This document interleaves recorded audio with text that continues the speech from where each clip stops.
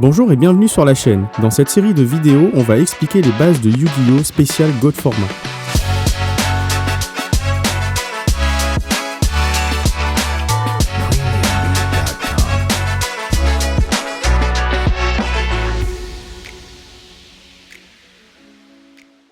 Cette première vidéo sera consacrée au terrain de jeu et aux cartes. Avant de commencer avec le God Format, nous devons parler de Yu-Gi-Oh! Dans sa généralité. Déjà, qu'est-ce que Yu-Gi-Oh!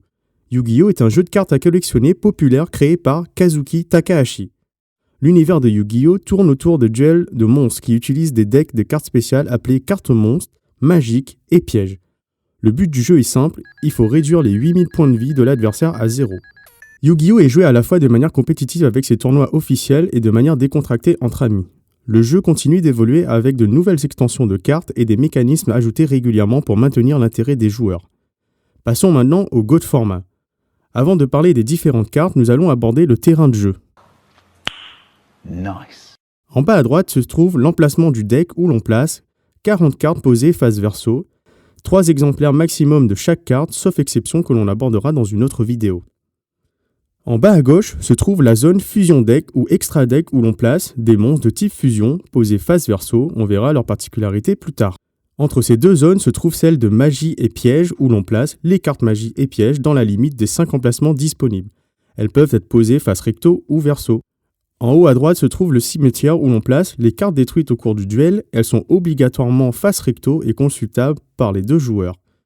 En haut à gauche se trouve la zone magie de terrain où l'on place, comme son nom l'indique, une carte magie de terrain face recto. Entre ces deux zones, il y a celle des monstres où l'on place les cartes monstres dans la limite des 5 emplacements disponibles. Elles peuvent être posées face recto ou verso. Et pour terminer, il existe une zone qui n'est pas définie par un emplacement particulier. Elle est communément placée au-dessus du cimetière. C'est la zone des cartes bannies au cours de la partie. Elle contient les cartes bannies face recto et consultables par les joueurs. Parlons maintenant du cœur du jeu, les cartes. Les cartes monstres. Les monstres sont utilisés pour combattre et détruire ceux de l'adversaire, ou, s'il n'y en a pas, réduire directement ses points de vie.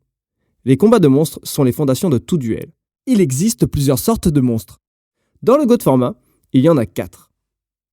Les monstres normaux, les monstres à effet, les monstres rituels et les monstres fusion. Décrivons une carte monstre. Ils ont tous un nom différent, un attribut qui peut être ténèbres, lumière, terre, eau, feu et vent. Ils ont tous un niveau qui va de 1 à 12 étoiles. On verra leur utilité dans une autre vidéo. Ils ont des types.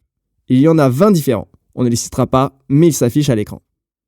Tout en bas à droite se trouve l'attaque et la défense, utilisées pour les combats. Le cadre texte décrit le monstre. Pour les monstres à effet, il est expliqué au même endroit. Les monstres normaux. Les monstres normaux sont de couleur jaune. Ces monstres sont les plus basiques de tous. Les monstres à effet. Les monstres à effet sont de couleur orange. Ils possèdent un effet ou une condition à leur utilisation. Le mot effet est inscrit à côté de son type. Certains de ces monstres ont en début de texte le mot flip, c'est-à-dire que leur effet s'active uniquement quand ils passent de face verso à recto. Les monstres rituels. Les monstres rituels sont de couleur bleue. Ils doivent être invoqués rituellement avec une magie rituelle. Les monstres fusion. Les monstres fusion sont de couleur violette. Ce sont les seules cartes à être placées dans l'extra deck. Ils peuvent être invoqués grâce à certaines cartes magie ou des effets de monstres. La carte la plus connue permettant l'invocation d'un monstre fusion est la carte polymérisation. Passons aux cartes magie. Les cartes magie.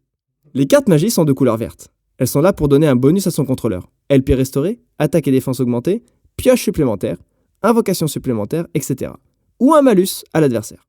Destruction, bannissement, dommage, défausse, etc.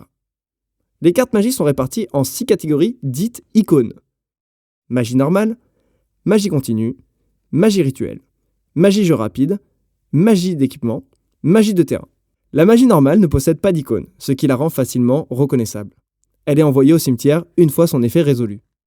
Les magies continues possèdent l'icône de l'infini. Elle reste sur le terrain une fois activée. Elle ne peut être détruite que par l'effet d'une carte. La magie rituelle possède l'icône de la flamme. Elle sert à invoquer un monstre de type rituel.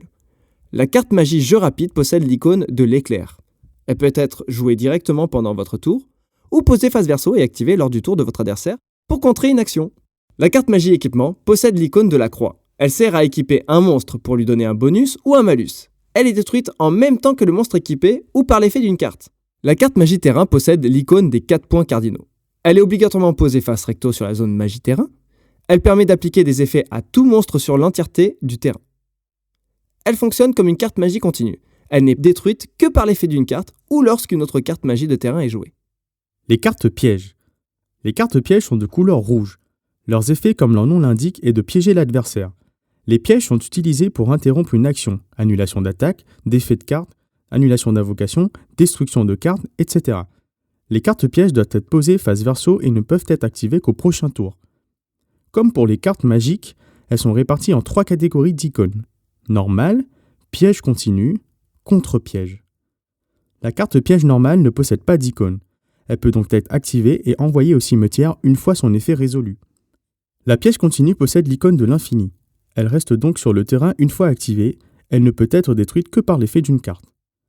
Le contre-piège possède l'icône de la flèche. Elle est utilisée en réponse à l'activation d'une carte de votre adversaire. Plus personne ne peut jouer de carte après celle-ci, d'où son nom.